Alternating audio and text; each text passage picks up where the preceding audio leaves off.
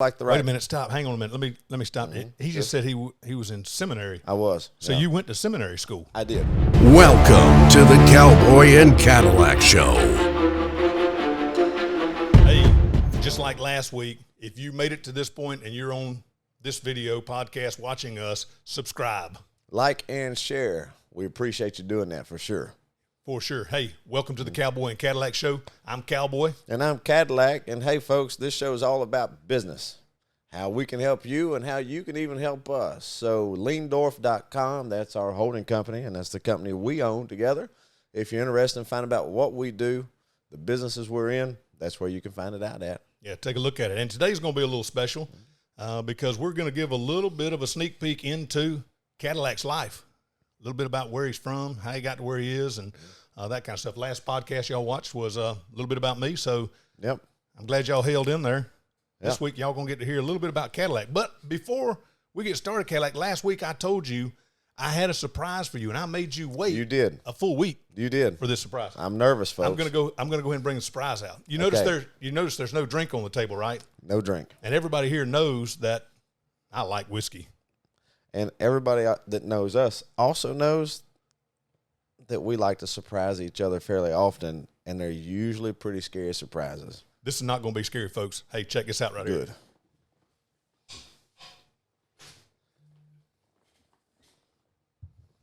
Oh, wow. So this is Yeah.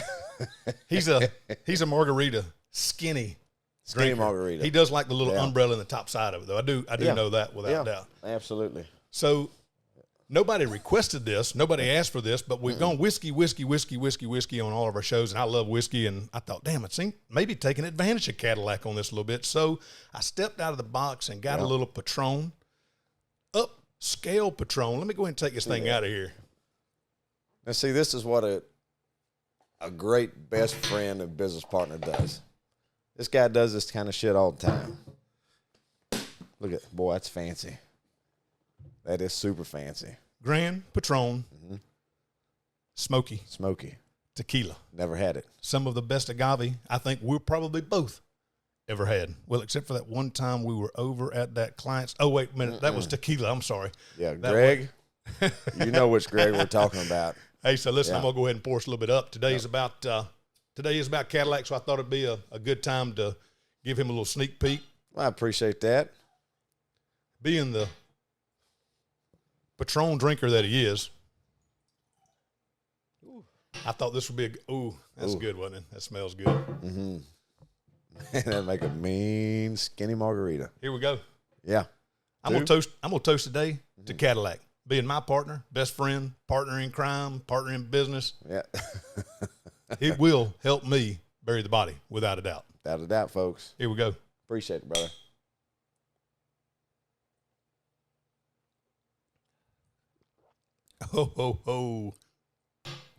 Oh, man, that's Wow. woo. That's good. Wow. Yeah. Hey, just so y'all know, we normally keep these bottles of whiskey that y'all recommend for us to drink. We keep them here at the office. Yeah. We have them for when clients come in. We have different meetings and different occasions. But I'm going to recommend to Cadillac to take this bottle to the house. Well, I appreciate that because this is probably one that would have wound up at the house tonight with me and Mrs. Cadillac.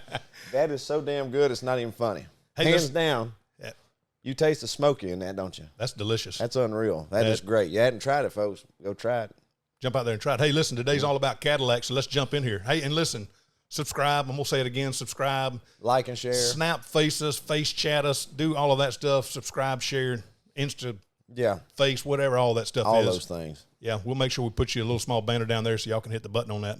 Today's about Cadillac. So let's talk about Cadillac a little bit. And Cadillac, tell us, where are you from? Well, I'm from South Arkansas, is where I was born.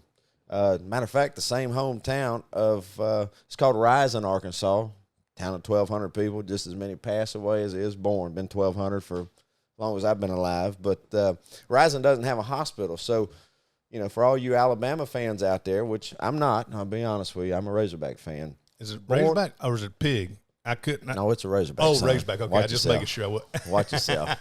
So the Paul Bear Bryant was born and from a little town called Fordyce, Arkansas, and I was actually born at the hospital in Fordyce, Arkansas.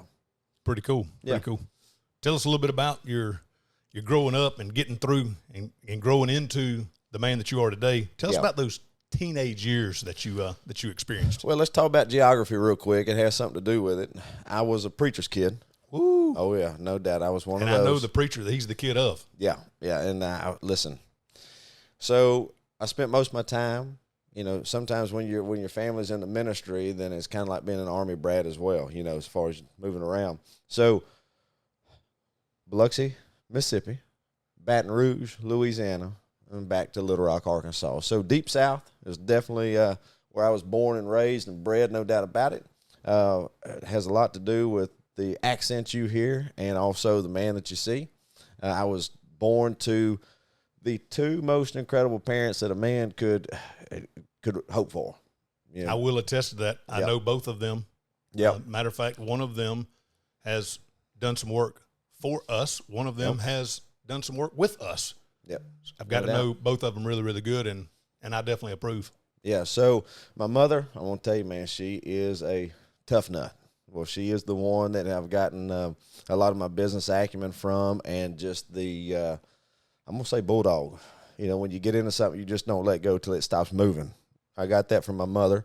Mom, I appreciate it. Love you and thank you. And I'm going to tell you, I often say when it comes to my dad that I will never be the man that he is, because he's a big man. He's a Viking. I am the runt of my entire family. And Larry Neal, my dad wears a size 18 ring. Give you an idea. You know him. He will definitely make you feel incompetent when you shake his hand. Yeah, no doubt. And so I got many whippings from that man growing up, and there was often times where they didn't help. Some of them may have, but not all of them. Yeah, but I will tell you that we didn't have a whole lot growing up in the way of finances, but I'm going to tell you, we never knew it. Yeah. Because what we didn't have there, we more than made up for it in love. So in our household, what I'm telling you is, folks, is that it doesn't matter where you start out at, as long as you have a solid foundation and you have support and you got people that are there to love you and support you, sky's the limit and even beyond. So mom and dad love you, and without my parents, without my brother. Younger. You're his little big brother. Yeah. Or actually, it's his big little brother. It is. I just call him younger anymore. I just call him younger. He's 6'5", about 315. He makes me look small. Yeah, good old boy. Like I said, I'm the runt of the entire family. But with that being said, had a great family, Deep South growing up, and Did you get in any trouble as a teenager? I'm just curious. Never. None? Never. Zero? Never. You're straight as an arrow. All right, so here's the God's honest truth of it. I always walked that line, and it was a very thin line. We know the line I'm talking about, but I always had the gift of gab, where I would sit there and flirt with it. And so basically you talked your way out of most of the trouble that you had gotten yourself into. Yeah, except the trouble with my dad, and I never got away from that trouble, ever. All right, so you made it through your teenage years. You survived, took a couple of beatings. I think we all did in that era. Sure. That was pretty common. Helped us become who we are Never today. took one I didn't deserve from my mom or dad. That's ever. right. Yeah. Yep. Tell me a little bit about Cadillac. How did Cadillac come about? Yeah. How did the name Cadillac come about? Where did that originate from? The name came about from actually one of our employees back in the day. And then they kind of threw it around one of our offices and said, we vote for that. That's what we should call him, because you had already had the cowboy for some time. And so, of course, you're always worried about. Everybody needs a good stage name. Yeah, well, you're always worried about trademarks when you got something like Cadillac. So this, I'll say this, ran it by my wife. She looked it up. She said, oh, yeah, you're Cadillac. When you look it up in the dictionary, I'm the second meaning of Cadillac, is what she told me. And I'll let you guys do all that research on your own. That's pretty funny. I was actually there. Yeah, you are. I remember that time, and Cadillac is a very fitting name, because Cadillac is a slight bit of elegance. There's some smooth lines in a Cadillac. There is that. And a Cadillac's got a little horsepower. Oh, yeah. Got a little drive. So it's fitting. It's definitely fitting, I appreciate without doubt. that. Yeah. Mm-hmm. Tell me, Tell me a little about when you first started business. Tell me you jumped off, and what were you doing? How did you go into business? What was that like? All right, so let's talk about that for a second. I was so being a preacher's kid, and considering that my great granddaddy was a founding pastor of a big denomination around the world today. My brother, my younger brother, he's a pastor today. It was the pedigree. I was almost expected to be a pastor. At one point in time, I actually was a youth pastor as well. And I was going to seminary at the time to get ordained, and it just didn't feel like the right. Wait a minute, stop. Hang on a minute. Let me stop. Mm-hmm. He just said he was in seminary. I was. So you went to seminary school. I did. This is an interesting story here. Yeah, and tell me a little bit about it. Tell me a little bit about the seminary school. Well, you know what not that we want to dig like super deep. I won't go deep. Yeah. But let's do this right here. So you're not getting ready to go into business. You're getting ready to be a preacher. I mean, that's no doubt. He's getting ready to be a preacher. That's before I understood that big church was a big business. That's right. Yeah. And you went through seminary school, and I know a little bit of the story, but he went through seminary school. He made it through. I don't know how he made it. I don't know. There must have been lightning popping all around that place. Well, it was grace. It was but he made it through seminary school until right at 6 a weeks. moment. 6 weeks from graduating. And right at that moment. Yeah. What happened to you? What did you see and what did you feel? So I was raised to do the right thing. Whether I did or whether I didn't, sometimes we won't talk about that. But I was raised to do the right thing, to have morals, to stand up for them, and even in the face of all odds and all pressure, you hold the line. If the line is right, needs to be held, you hold it. What you believe in, that is. That's right. That's right. Absolutely. So 6 weeks from graduating from seminary, I get what's called the bylaws of this particular denomination, and they just want you to sign off on it real easy, and everything looked great, sound doctrine, except for one of the lines that were in there. I won't go into it at this point in time. And I just knew from knowing the Bible that it was incorrect. Wasn't part of the Bible. It was not. It was a tradition of men. It was not biblically correct. So, matter of fact, it was in contrast with what the word tells you. So I just tried to slide on the radar. I slid my paperwork in without signing it and pass it on down, and just hope that it would just go unnoticed. And sure enough, I'm sitting back there and I'm watching the proctor up there, and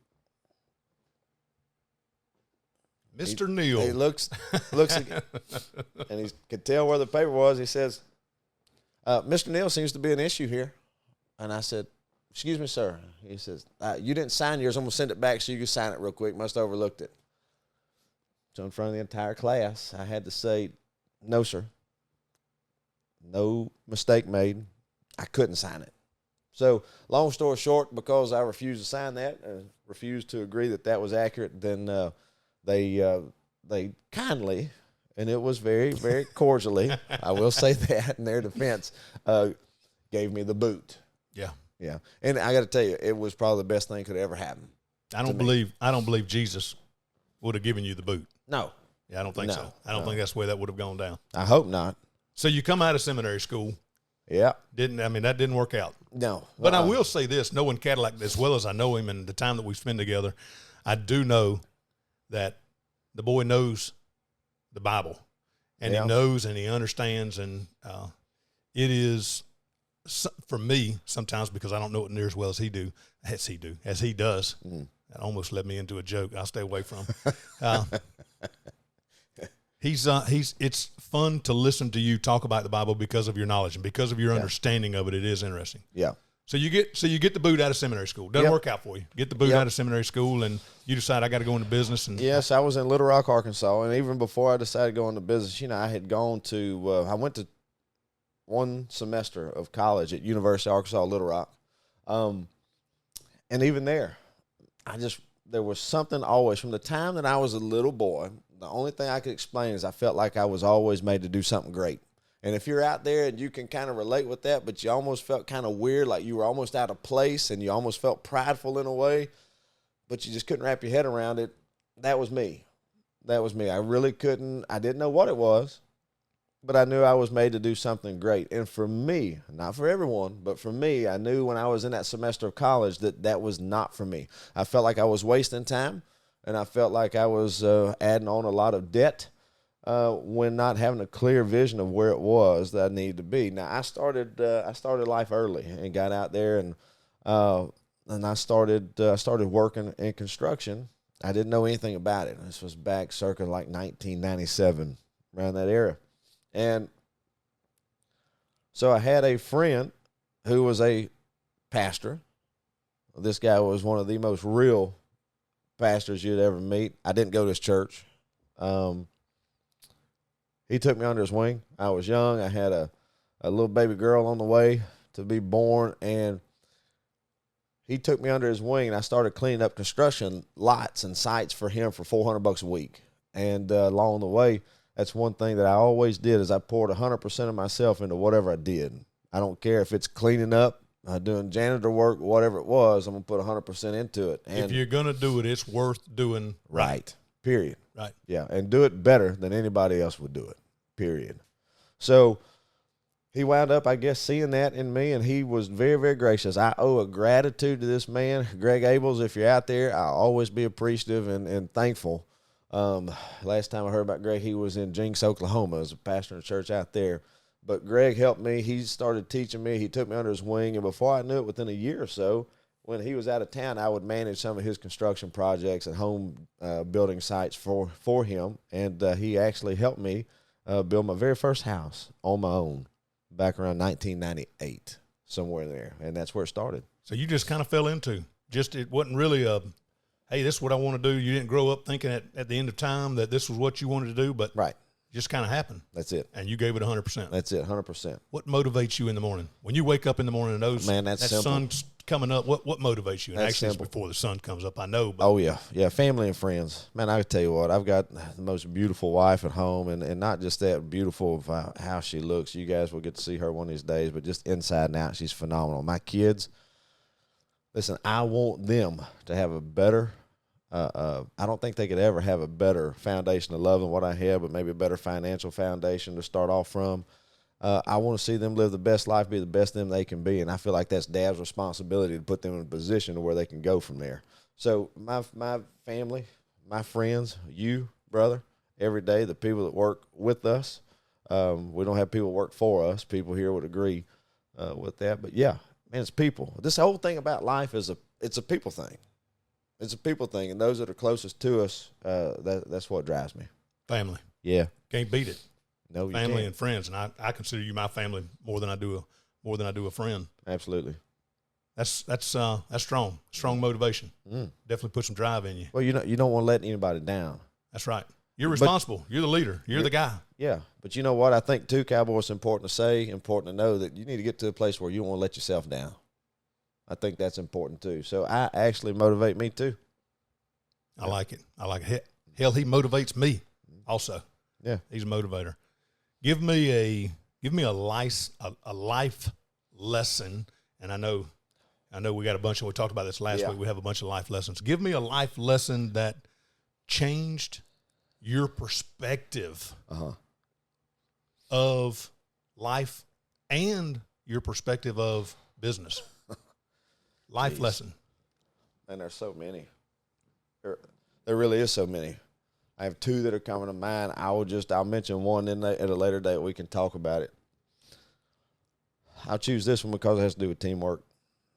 I played sports, football since second grade, on basketball, track, all that. And I'll never forget in the seventh grade, it was the first time I actually played a game in front of a big stadium, a lot of people there in North Little Rock, Arkansas. Went to a middle school called Lakewood Middle School, and I was the tailback. I was running back. And I'll never forget. Because tailbacks are kind of smaller breed, right? They're not. They're the fastest on the field. Oh, fastest. That's I got you. I'm sorry. Yeah, fastest. I didn't mean smallest. I meant fastest. Yeah, there you go. That's exactly what he meant. So, but yes, you would be true and accurate about that too. I had, I think I scored 3 or 4 touchdowns in that game, and it just wasn't enough. We lost. The very first game in front of a crowd, and something real strange happened to me on that bus on the way back. I couldn't explain why, but I was crying. I felt like a bitch back there crying. And I noticed nobody else really was. This was back in the day when they didn't give trophies No. to everybody. No, when you lost, you lost. You learned how to deal with a loss just like Yeah. you learned how to enjoy the win. Yep. And you also had to learn how to handle it, adjust, make an adjustment, and move on with it, get better from it, you know. And so I'm sitting there, I'm looking around, and something happened in me. I could have right then at that point blamed other people on the team, but something happened in me that was different that day. The reason I was crying wasn't because I was sad, but I was angry. Not at anybody else on my team. I was angry with me. Because I asked myself, could I not do more? And there was the truth behind it is I felt like I could do just 1 or 2% better. And there was something that clicked in my head that day, Cowboy, back in the 7th grade, that simply said, you give 100% of every fucking thing that's in you and everything you do. And if you do that, you're going to come out on top. And, you know, that's rang true in my life. There are days to where on that day you may have lost a battle. But I swear to God that if you give everything that you are, you put everything you are 100% into it, there's not been a single war that I've lost. True story. Man, faith like that, man can move mountains. Yeah, no doubt. Without doubt. Hey, listen, you just heard it. Cadillac himself, a little small piece of him. We try to make this short and sweet. Cadillac, I love you, brother. Love you too. As a friend, as a partner, as family. I've enjoyed being in life with you. It's been a good time. It's going to be a lot of years of we're only getting started, brother. Hey, listen, we're going to wrap this thing up. So what you heard today was a little bit about Cadillac.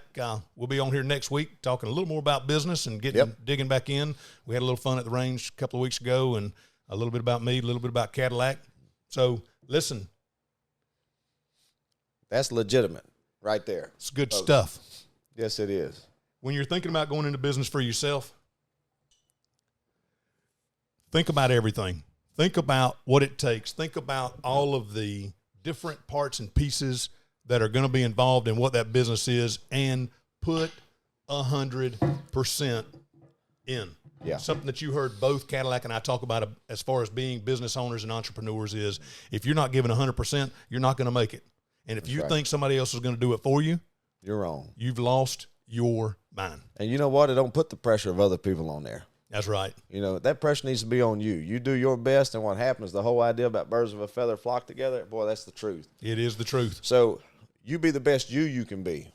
And it's amazing that what you put out into life, what will be attracted back to you, and those same type of people will be. You'll be able to filter through and find those folks, a lot like what's happened right here.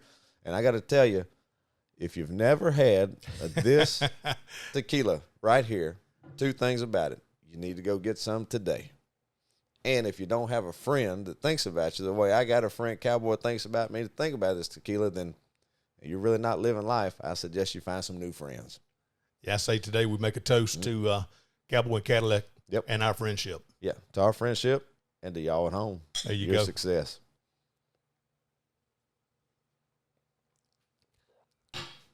That's good stuff. Hey, listen, y'all make sure y'all hit that subscribe button, like, share.